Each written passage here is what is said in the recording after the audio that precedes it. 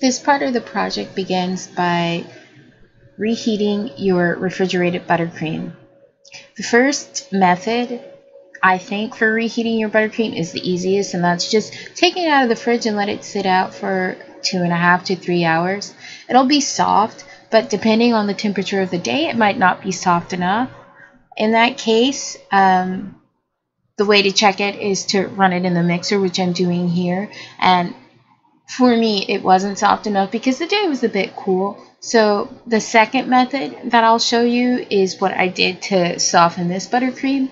And that's just placing your bowl over the flame of your stovetop. So the heat is on low.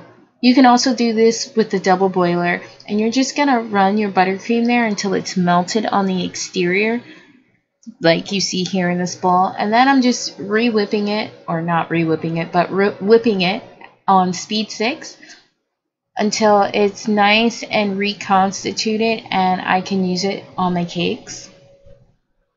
If it's not a method that you enjoy doing it that way, if it's too risky for you, I will show you in later in the video another step that you can use. These are the items that I'm going to use to assemble the cake. So I have a piping bag, which I'll show you what I'm going to do with later.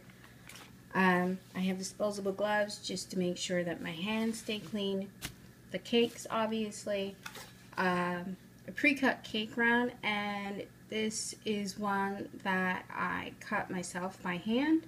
So it was originally just an 8-inch cake round, and then just like the parchment paper, I used the cake pan to trace on the underside of the cardboard, and then I cut it out. The cake turntable, which is right here. 2 offset spatulas, a medium-sized one and a small one. A paring knife. And then a large serrated knife, or some people call this a bread knife. So there's that. So, as well as the buttercream. I'll also be using a cutting board, which I haven't shown you in this frame, but you've seen my cutting board before. So I'm just going to put the knife guard back on the knife for safety purposes. And also a pair of scissors just to cut the tip off the piping bag. So gonna pause to reorder the space and then we're gonna start working. I forgot to mention one piece of equipment, and that's just a piece of a drawer liner, and that's something that will make sure that your cake doesn't move while you're working with it on the turntable, just because the surface of the turntable is so smooth. If you don't have a drawer liner, you can also just use a piece of plastic wrap. It'll make sure that the cake doesn't move on the turntable as well. And you just want to fold the plastic wrap to approximately a rectangle or a square, you know, just something that will sit under your cake and make sure it doesn't move. So here I'm about to show you how I separate my cake into layers. So I'm just checking out the surface, or the bottom surface of the cake there, just to make sure everything looks good. And now I'm going to take my bread knife, or my long serrated knife, and I'm going to just score the outside of the cake to where I want to separate the cake into layers.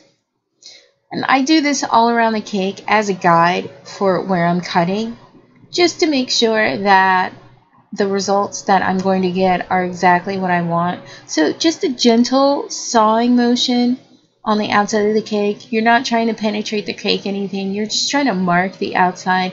And there I was getting a little high, so I just stopped what I was doing, looked at the cake again, and just recentered the knife so that my guideline would be straight. Now I'm going to slice my cake into layers. This is an optional step. I just think that having that much cake unseparated, it would just be super dense and too dense for me. So I'm going to hold my knife stationary, meaning it's not moving, and I'm going to use the force of my hand on top of the cake to spin the cake so that the knife penetrates the cake. At a certain point doing this, the knife will, or the blade will disappear into the cake. So at that point, you just want to gently pull your knife back and then continue with your pressure on top of the cake, turning the cake until the knife completely cuts through the cake. And then that's it. You're all set. Now I'm going to move on to preparing my strawberries to put in between my cake layers. So these are pre-washed berries that are also dried. I'm just going to remove the green tops. Then I'm going to cut out the center core with my paring knife. Then I'm just going to slice them straight down like you would a tomato. And I'll just repeat that with the other 2 strawberries. I think that 3 strawberries will be enough for the interior of my cake, just because the cake is a 6-inch cake, so it's not very large. I won't need that many berries. Now that your cake layers are cut in half, it's time to assemble your cake. You want to make sure that there are no crumbs on your turntable, and then you're just going to place your cake board on the turntable, putting a little bit of buttercream on the board to act as a glue so that the cake will stick to the board. Then you're going to place your first cake layer of cake on the board. You're going to take a dollop of your buttercream of choice. You're going to put it on the cake. And you're just going to use your offset spatula to spread it out, turning the turntable and moving your hand back and forth at the same time, cutting down the amount of time that it takes for you to spread out your buttercream. I'm looking for my buttercream to be anywhere from 1/8 to 1/4 of an inch thick around on the top of my cake. So after I've gotten it spread out and I feel like it's a good thickness, I'm going to hold my offset spatula right up to the side of my cake, and I'm going to turn the turntable so that I can get a good sense of how much buttercream is actually on the top of the cake. And if there are any places where I feel like I need to add more buttercream, then I'll do that, and I'll just repeat those steps again. You're just going to repeat these steps until the buttercream layer is where you want it.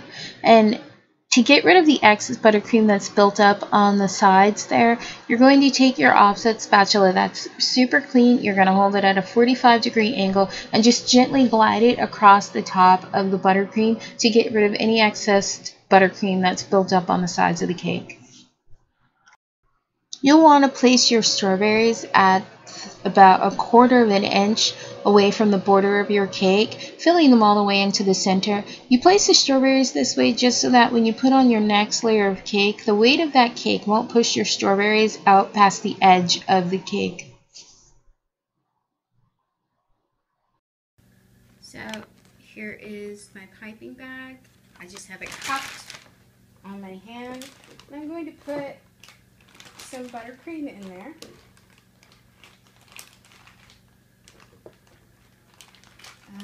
Probably more than I need. So about that much. That's the tip of the bag, and then that's about how much buttercream I have in the bag. So again, probably more than I need.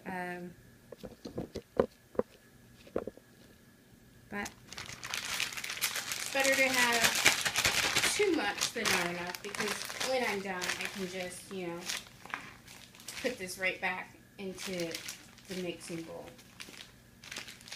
So I have my bag. I've pushed the buttercream down as far as it will go.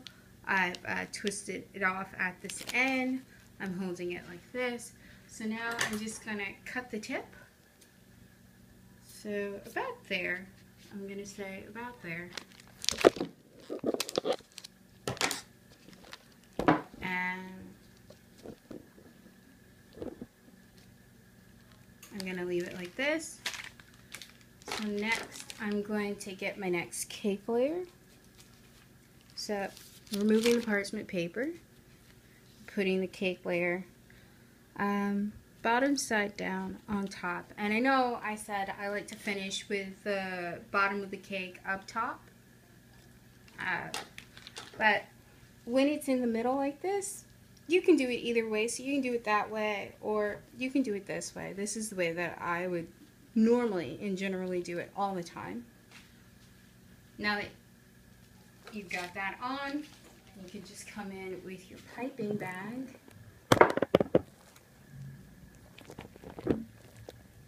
and pipe the buttercream. So I started about the same place that I would start putting the strawberries, right there, not directly at the edge.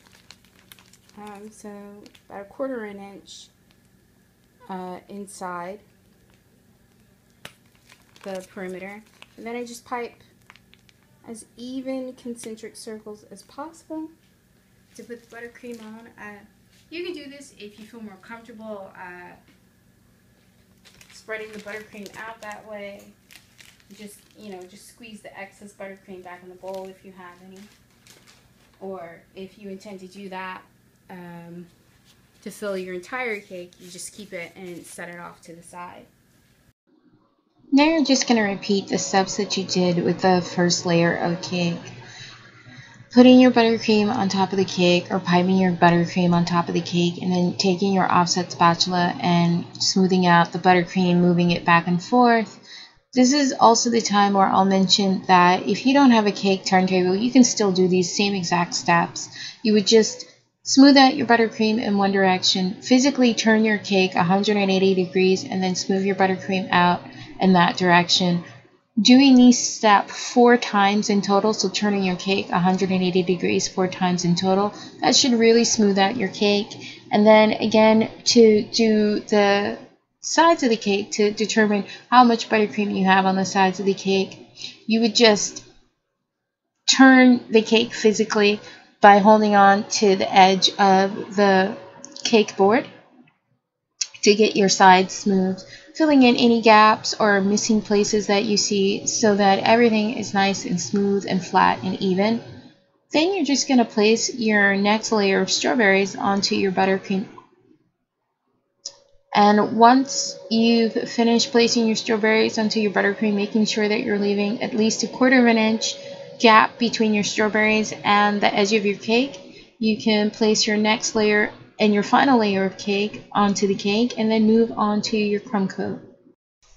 A crumb coat is just a way to make sure that one, your cake is staying fresh, but most importantly, it's the way to make sure that no crumbs from your cake are going to end up in your final buttercream or your presentation buttercream, if you will. I just like to take little bits of my buttercream, place them, rub them, smooth them across the sides of the cake. And then when I've gotten on enough to fill in all of the gaps that have occurred because the cake and the buttercream don't meet each other, I smooth out the sides of the cake by holding the offset spatula right up against the sides of the cake, just double checking that there are no gaps in between the layers of cake and there are no places where the cake is exposed or crumbs are exposed. Once I feel like I've gotten a good handle on that and it's where I want it, I'll move on to the top of the cake, and that's just placing a small amount of buttercream on the top of the cake to cover the surface of the cake so that it's not exposed, so that no crumbs can interfere with the final buttercream coating on the cake. And it's just exactly the same as it's been for the interior layers of the cake. Placing the buttercream on top, smoothing it out, and then once you're satisfied with the layer of buttercream on the top of the cake, making sure that your offset spatula is nice and clean and holding it at a 45-degree angle up against the sides of the cake to gently glide the offset spatula across the excess buildup of buttercream on the top sides of the cake to make sure that your cake is nice and smooth and flat and even on top. Once you've finished doing your crumb coat, you're just going to make sure that there's no buildup of buttercream at the bottom of your cake board. You'll just run your offset spatula right underneath your cake board, making sure that everything is nice and clean. Then you want to get ready to put your cake into the fridge. I like to put my cake into the fridge in a cake container so that it stays nice and pristine and clean in exactly the way that I put it into the fridge. So I'm going to use my large offset spatula to shimmy under the cake and lift it up and help to bring it to the edge of the cake turntable where my hand will be waiting to get under the cake to support it, to hold it. And from there, I will place it with both hands on the bottom of my cake container, which is what I'm showing you here. And then I'll just gently place it on the bottom of the cake container with both hands, as I've mentioned before. Then I'll put the cover on. I'll make sure it's nice and locked and secure. Then I put it in my fridge. If you have a refrigerator that's really empty or doesn't have any food in there that's really strong in aroma, you can put your cake in there naked, meaning just the way it is right here, just right into the fridge. I don't have that option, and I just like to have my cake refrigerated anywhere from an hour to overnight.